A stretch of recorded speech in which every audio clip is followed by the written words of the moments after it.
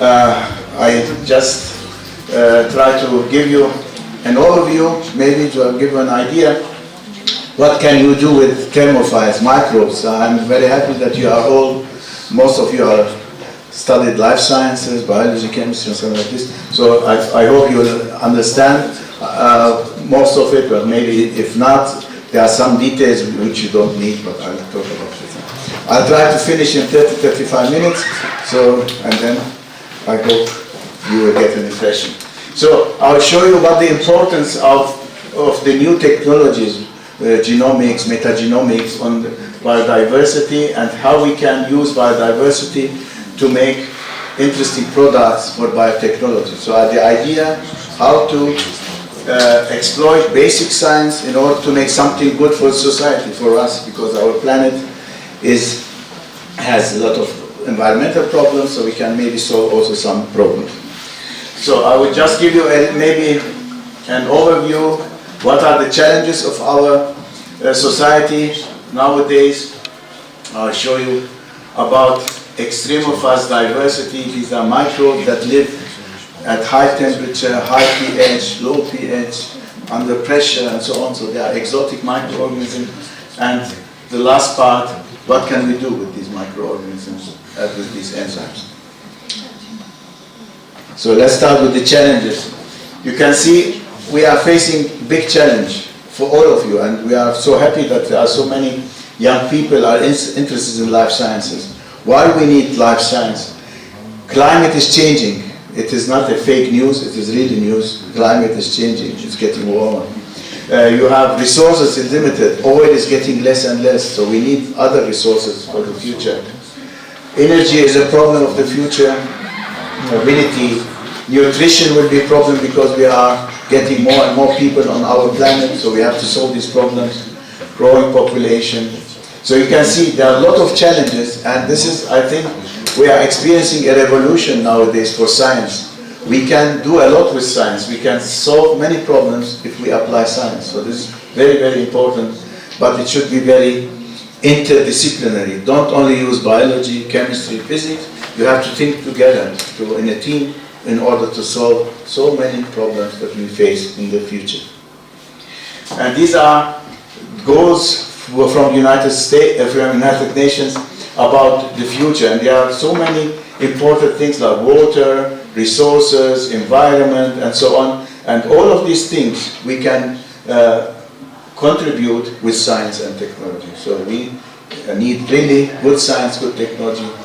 And we are here nowadays in order to try maybe also to change things which could cause to bring science forward. So let's talk in general, digitalization. What happened with this technology?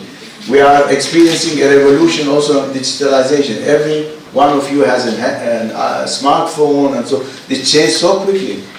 And many things have been will disappear. For example, if you say the taxis in New York on the right side, and nowadays you are getting less and less these yellow cabs. We are getting Uber. This is just another way of using internet in order to order taxis, and most of it has changed.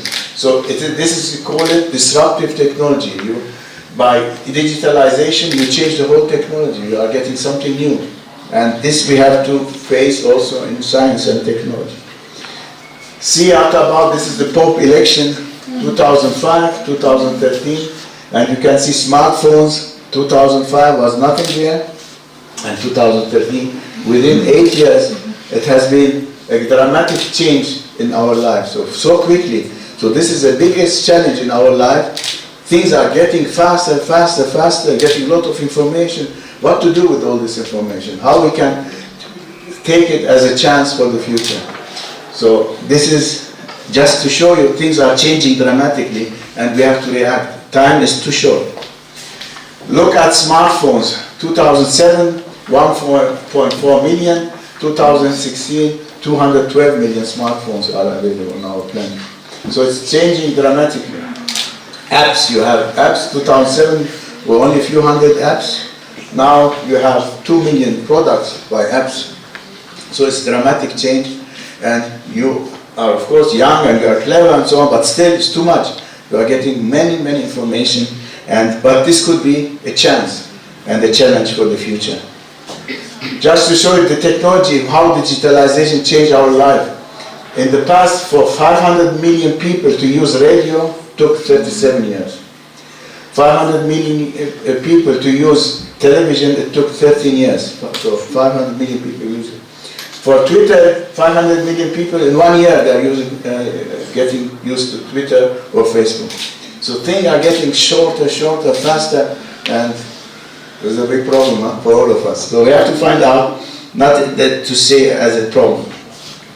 How about science and digitalization? What has happened? In the last years, you see 2001, 2002, the number of papers, publication related to bioinformatics. You know bioinformatics is important, it's getting more and more. And we have now 30,000 papers every year, more than 30,000 papers on bioinformatics, and you can see how things are progressing. So you have to read this, you cannot, not all of it. So you have to find ways how I can use bioinformatics to do good science and technology.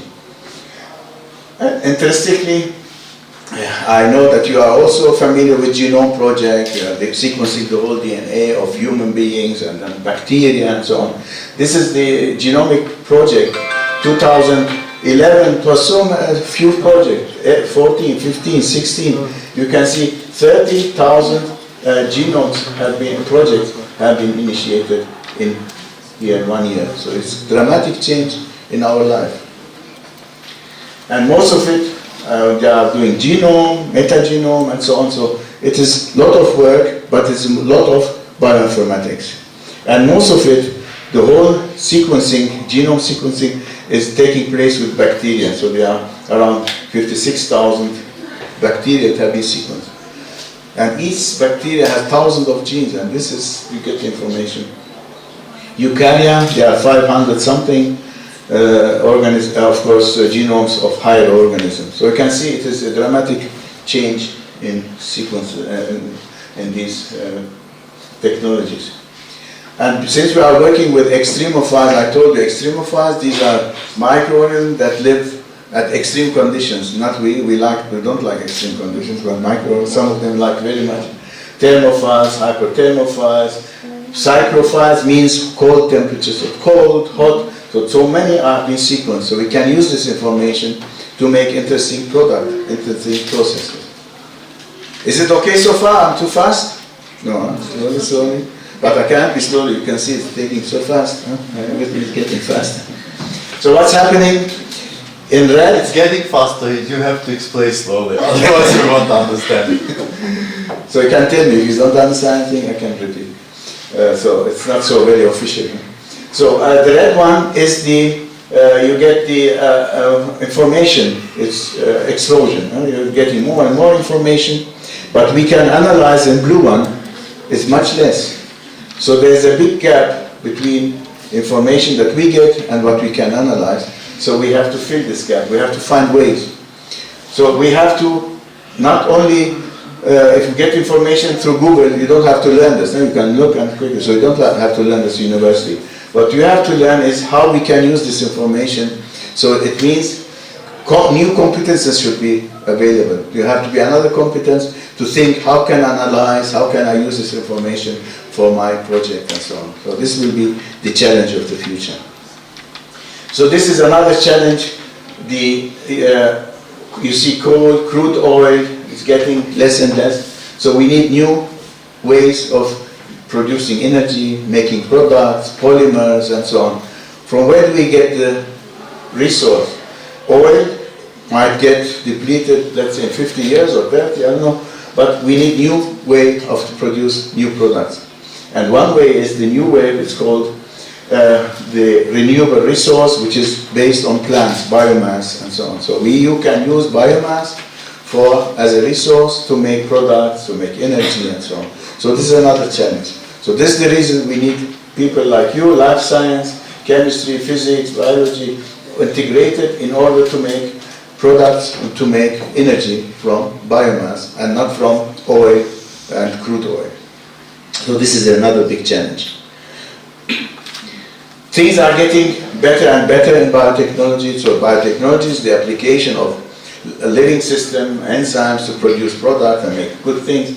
And you can see biotechnology is progressing and getting more and more importance, and billions of dollars and euros can be obtained or gained from biotech processes. So it's everything improving. And most of it you can use enzymes. The market, just for information, around 5 billion euros, or now it's around 7 billion euros, the market for enzymes. You know, enzymes are catalysts, and you need these enzymes for biotechnology. So this will increase also. So this means we need more and more enzymes, we need more microorganisms, and so on. So why do we need enzymes that are very stable? Why do we need enzymes or microorganisms that live under extreme conditions? Because application in the industry does not take place only at 30 degrees.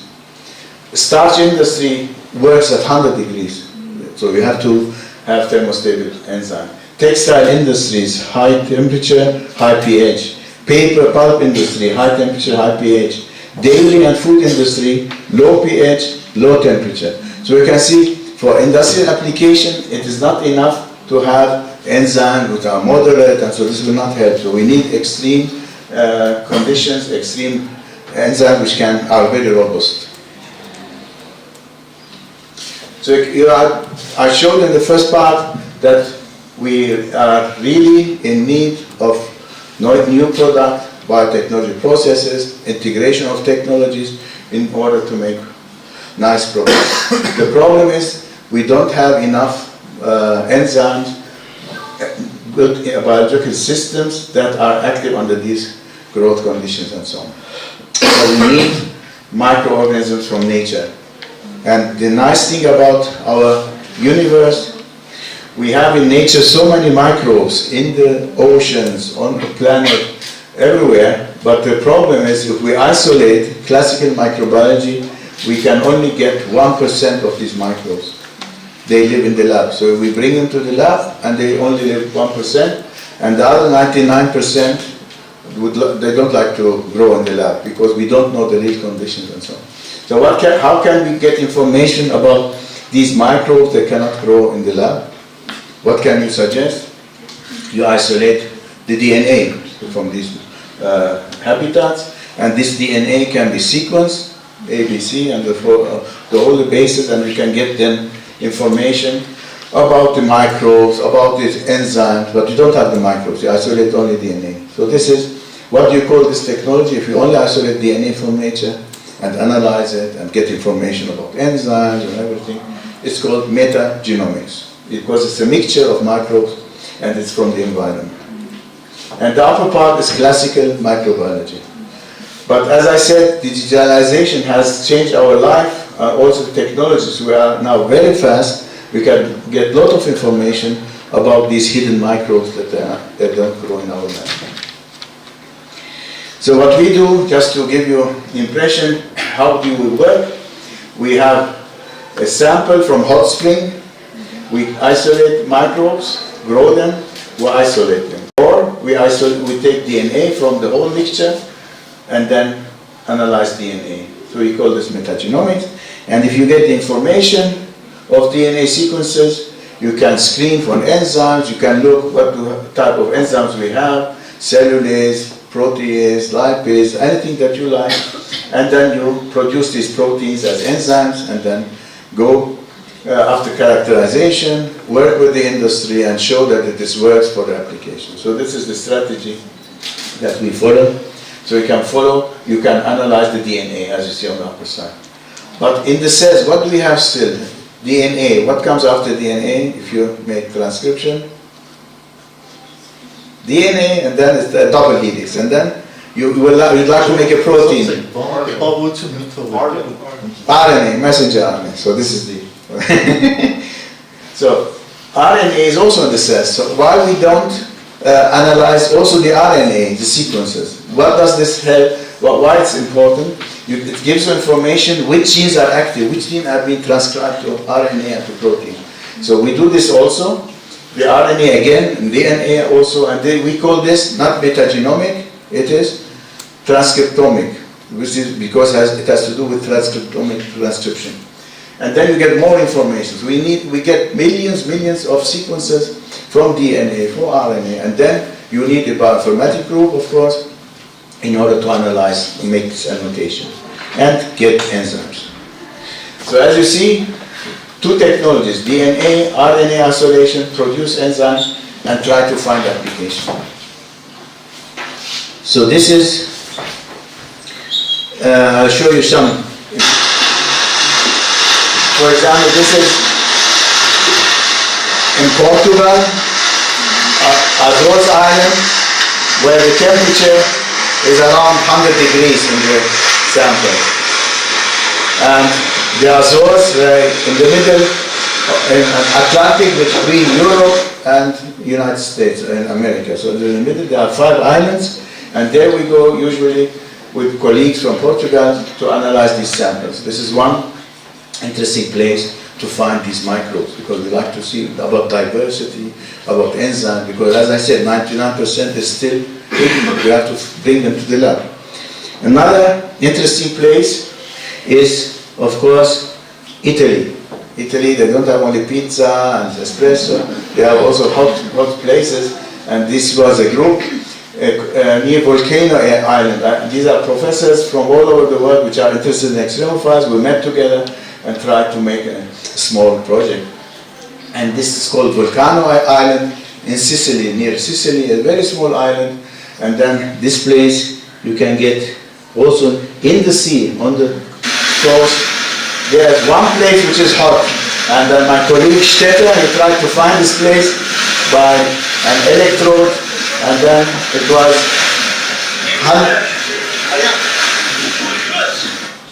100 degrees in one hole. So he got the sample and also analyzed diversity. So these are the two places that we analyzed in the last years. This is just to give an impression. These bands, these patterns show that each sample is different. That's all. So we don't have same microorganisms everywhere. So there are different groups of microorganisms living, one in Italy, one there, and so on. And from this we have diversity. So it's important to have diversity.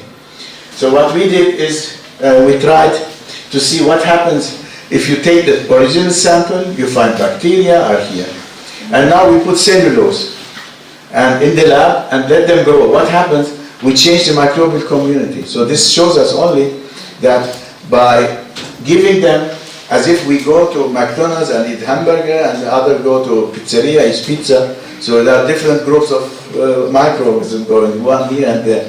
The same thing here. If you give them something to eat, so they change the whole microbial community. And from where we get this information, as I told you, sequencing. So we get data, DNA and RNA, and then we get a lot of information about the microbes. We don't only have the information, archaea, bacteria, not like this. We get everything, all types of microbes, and then you can see, the red ones are getting more, there's a shift in community and so on, and we can get really a nice picture about these locations, what types of microbes are living there, their names, their species, and so on, and this is really important. And this is a shift in the community depending on the subset. So this is logical, but it's nice. The same thing we did with Azores. And as I said, in Azores we took many samples from different locations. You can see this is the island, and there are a lot of nice places with different temperatures and pH and 100 degrees, 80 degrees, and so on. And then we did the same thing. We let them grow on sugars, we let them grow on coffee. We said, why not grow bacteria on coffee? Let's see what the population changes. Maybe there are microbes that like coffee very much, like human beings, so we put coffee also. So sometimes you should be not so logical in science. Sometimes you have to dream and just put things that you think that will never work, but sometimes this works, and this sometimes brings innovation. If you know everything from the beginning, you'll never have innovation. So we have to do something which is strange and exotic and so on. So we put coffee, here we put protein, cellulose, and from this hot spring, we see that on each bottle we have different communities. Not 100% different, but there are a lot of differences. Why we are doing this? Because you see here, based on the colors, there are totally different communities in each of these bottles, meaning we have different microbes, we have different DNAs, we have different enzymes, and this we exploit. We need a lot of enzymes to apply to do it for application. So this was the diversity. So you see, biology, bioinformatics, genetics, molecular biology helps us to understand what's going on in nature, and from this information we like to make enzymes products. So I'll bring you just a few examples. I hope you don't sleep. Still, no? So application of extremozymes. Where do we apply extremozymes? Where's the application?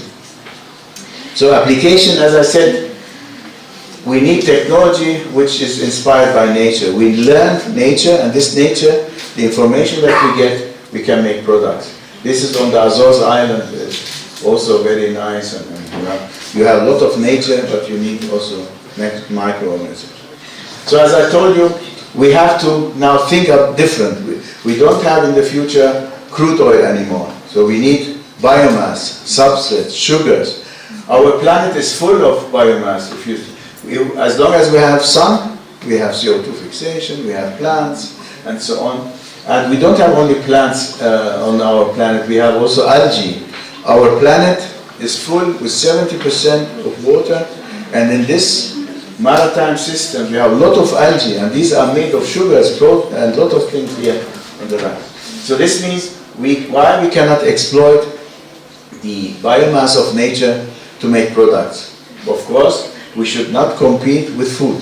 We cannot put potatoes, and so that's not good. We have better potatoes with chorobats, and so it's much more important than to use it for energy and for products. So this is the idea why we are looking for enzymes. This is just to show you where enzymes go. We call it bioeconomy. This is biology where you can make money actually, so for application.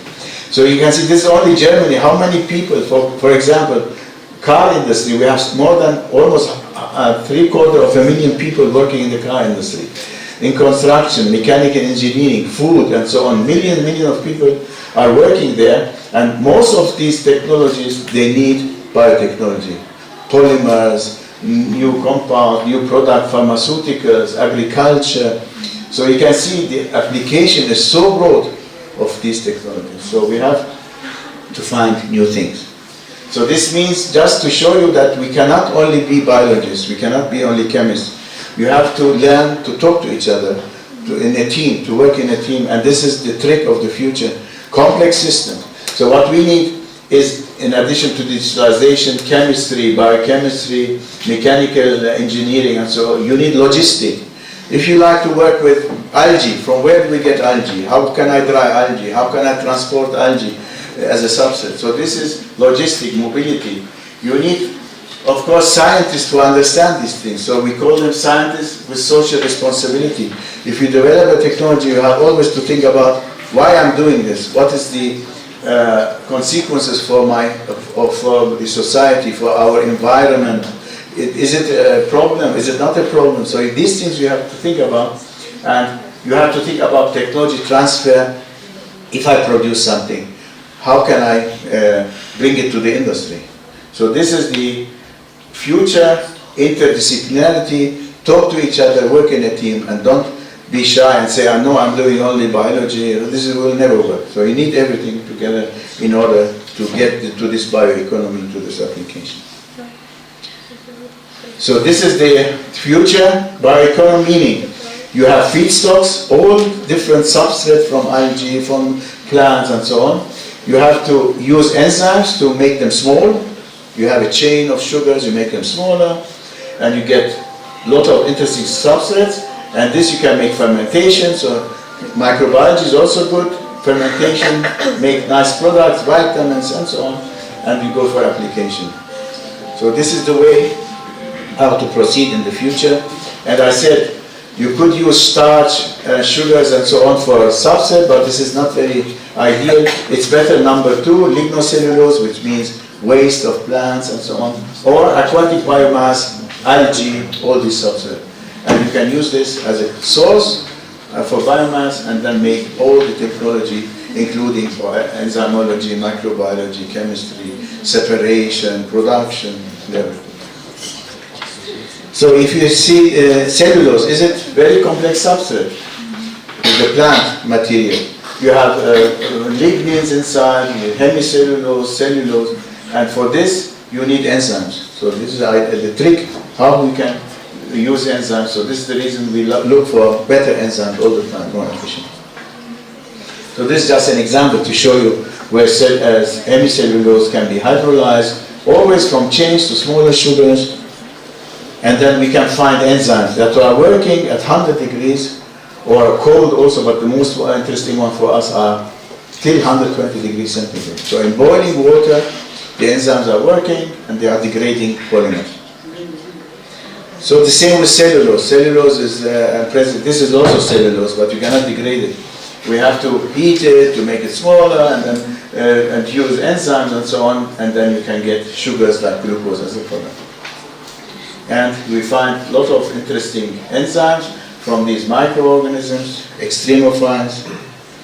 And the last one that we found is still active at 100, the highest cellulase activity at 105 degrees centigrade, is the maximum, optimum, and it goes up to 120, 130 degrees. So this is very interesting for application. So what we can get still, as I said, algae as a substrate. For this we need enzymes. And what types of algae you have in our oceans? Brown algae, red algae, green algae, and so on. And millions of tons of algae, they come to the coast in Germany, for example. You can use them and then as a substrate. And for this we need enzymes, just to give you an idea. So these are the different substrates that we have: cellulose in algae, mannan, glucan, and everything. So this is interesting resource. And for this you need enzymes. We find enzymes from these extreme microorganisms through bioinformatics and genomics. And this just to show you, there are a lot of interesting substrates. You don't have to. Alginate, for example, is a substrate. Here we have the characteristics also. All temperatures are available. And here you can see, again, enzyme which can degrade laminarine. This is just sugar also. You can get also at very high temperature. So I have only a few slides and then I finish. Another project, in addition to this biorefinery project, is how to use extremophiles to generate better coffee, better flavor, it tastes better. And you know there is a cat which eats the coffee beans and then excrete it, of course, and then they wash it because not so clean, and then roast it, and this coffee costs around 500 to 1,000 euro per kilogram, but it's very tasty. It's like chocolate taste, because in the intestine of the cat, things have changed, bitter compounds have been degraded, and nice products have been formed. It's interesting. We saw that with microbiology, you can produce nice products, so why we don't use our microorganisms from extremophiles to make not good coffee? So this is another project. And you can see coffee is a very nice substrate, has a lot of sugars that I showed you: cellulose, mannan, lignin, protein, lipids, coffeine, sucrose, hemicellulose. So all these things are there. So we put this down we first get the coffee. This is in Costa Rica. I was last week there. So we have got this coffee, put it in cultures from hot springs, and let microbes grow on this coffee. And this coffee then is fermented, and we know now by bioinformatics what types of organisms like coffee. We can use them and change the quality of coffee. So this is one way. You find all enzymes and so on. And you have to use the espresso machines in order to taste, and some of them taste very good after treatment with microorganisms. So the last one slide or two slides is to use microorganisms to degrade plastic, because plastic you can find it in cosmetics, in creams, on our oceans full of plastic, and the question is, can't we degrade this plastic and make better products? So this is another project, and you can see the left side is the control where it's not degraded, and we use now extremophiles to degrade plastic to make products. So these are three applications that we have. So last week we were in Costa Rica, tried to make the diversity of nature, also from Costa Rica. It is very nice place, very hot sources we got, and you can see at the same time there's a very good nature, lot of hot water everywhere, and at the same time there was eruption of volcano as we were there, so it's really extreme environment that we have there. And there we would like to do the same thing to analyze the diversity of nature. And the problem is we had to walk too much, 3 hours, and it was extremely dangerous. I didn't know there were a lot of snakes here, they told us, and but I didn't know this, so it's good that we didn't know. And then afterwards, after walking for 3 hours, it was raining and foggy and so on, and at the end we found a very nice location, a river, which was active at 100 degrees centigrade, and then we get nice samples. So you can see from these environments